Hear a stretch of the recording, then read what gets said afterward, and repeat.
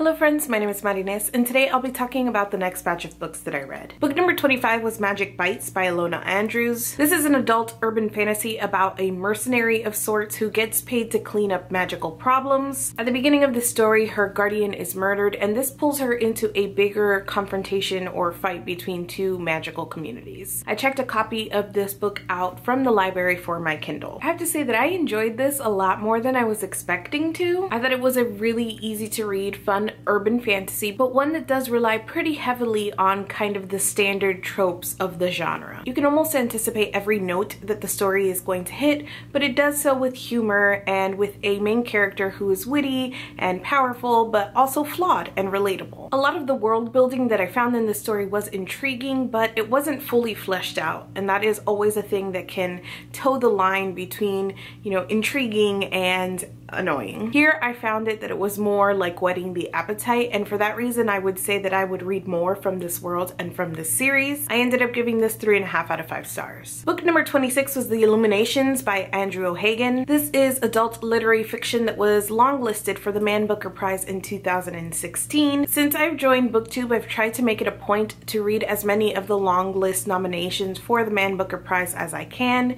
In 2016 that didn't work out entirely great for me. I read Eileen, The North Water, My Name is Lucy Barton, and Hot Milk. And of the four, Eileen was the only one that I liked, and even that is kind of a strong word because it was just such a weird read that my feelings for that book are complicated. So after kind of that string of reads from the long list, I gave up even though I had acquired many more from the list. The story follows both an elderly woman who is slowly losing her memory and her grandson who has recently returned home from Afghanistan. It was ultimately one of those books that I didn't enjoy a lot, but that I can stand back from and acknowledge that it was written with skill and has a certain quality about it. I think part of the reason that I wasn't fully connected is because the two stories are so layered on top of each other that it isn't until the second half of the book that you really start to see the connections come together. Sometimes that works in a book for me, it's like an aha moment, but this was a very short book, and I think by the time I started to make those connections and feel myself getting interested in the characters in the story,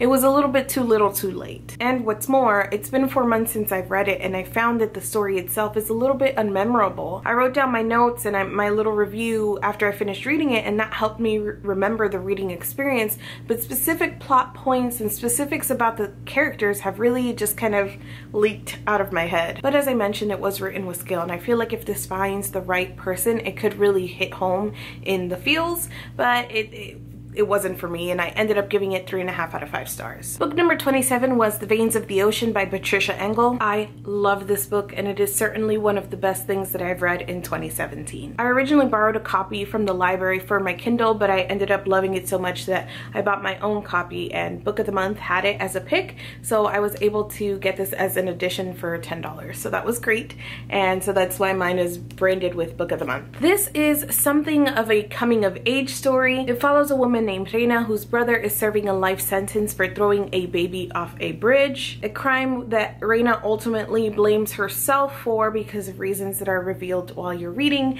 and her life becomes very much consumed with this brother, with visiting him on weekends, with the guilt that she feels attached to the crime. In the beginning of this story, Reina's brother dies, and so she's kind of released from this cycle or from this routine that she's built for herself all around her brother and her brother's prison sentence, and so she's kind of cast adrift. She decides to abandon her life as she knows it, and she moves from Miami to a small town in the Florida Keys. There she meets a man named Nesto, who is a Cuban immigrant who is working to bring his children from Cuba to the States. She develops a relationship with this man and with this town and with the ocean and ultimately with herself. This story balances deep sadness with these glimmers of hope very well. It is super lush, both in feelings and in settings and in its characters. She takes very realistic feelings of pain and failure and regret and hope and dreams and pleasures,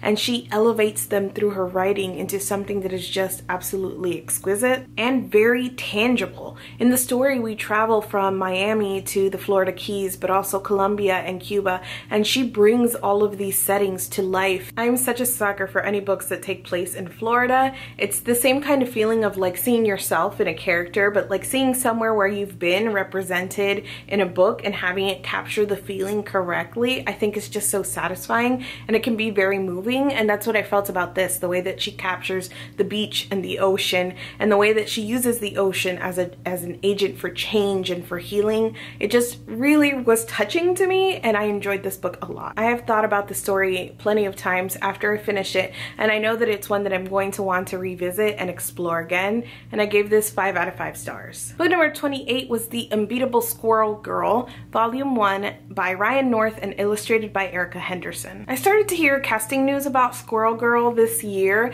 and it reminded me that I saw a lot of my friends were excited when Squirrel Girl had promotional materials available at BEA in 2016. Hearing the casting news kind of reminded me that I had friends that really enjoyed it, so I decided that it was time for me to pick it up and give it a chance. I ended up reading this through my Comixology subscription, and what I found here was a sweet superhero story that was also very self-aware and tongue-in-cheek. That humor and self-awareness really ends up balancing out the sweetness of the story. I enjoyed Squirrel Girl, and I really liked her take on conflict resolution and the way she took time to do her research and ask questions and investigate, but at the same time she wasn't afraid to use her powers and get the job done. I ended up giving this first volume 4 out of 5 stars. Book number 29 was Homesick for Another World by Ottessa Moshfegh. I mentioned earlier in this video having read Eileen and having complicated feelings about it, and that book was also by Ottessa Moshfegh. After I read Eileen, I knew that I wanted to read more from this author, and she released a collection of short stories, and I also picked this up through my Book of the Month subscription. This collection picks up a lot of the same feelings that Moshfegh brought to Eileen and extends it through a variety of characters and their mundane yet unsettling lives and situations. I kept going back and forth while reading this because you can tell that Moshfegh is a good, skilled writer and she's doing what she does well. But that is give you these eerie snapshots of these very unsteady people. It definitely wasn't something that I could consume all in one shot. Additionally, I would say that a big theme of this collection is human connection, and yet she's also fascinated with the grotesque, and a lot of times that takes the shape of the human body. Her characters describe bodies in negative ways. A lot of them are unhappy or unsatisfied with their bodies, and in general in these stories human bodies are described with echoes of depravity. It definitely isn't an easy or enjoyable read, but it is done with skill and it was interesting. So I went back and forth a lot on this story and I ended up giving it 3 out of 5 stars. That's it for me today. As always, I'd love to talk to you guys about any of the books that I mentioned on this list down in the comments. Thank you so much for watching this video and I will see you guys soon. I am behind what I'm actually reading. I think I just finished book number 50 for the year over this past weekend, and I'm wrapping up books 25 to 29 in this wrap-up video. So I am quite a ways behind in making these wrap-up videos, but ideally I would like to catch up before the end of the year so I can start 2018 fresh. I don't have a lot of time and the end of the year is busy anyways, but that would be my ideal situation. So hopefully you guys enjoy watching these because a few of them might be on the way.